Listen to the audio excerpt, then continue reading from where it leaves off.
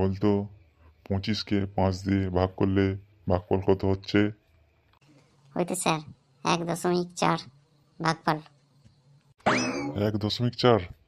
তো কী করে হয় একটু আমাকে বুঝিয়ে দে তো। ওই তো স্যার 5-এ 1-এ 5,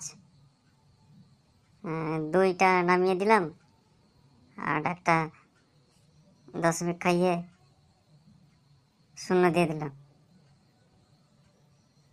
অর্থাৎ 4 5-এ 20। এটা মিলে গেল স্যার। তাহলে উত্তর হলো না 1.4। তোরা তো দেখছি আমাকে পাগলা করে দিবি।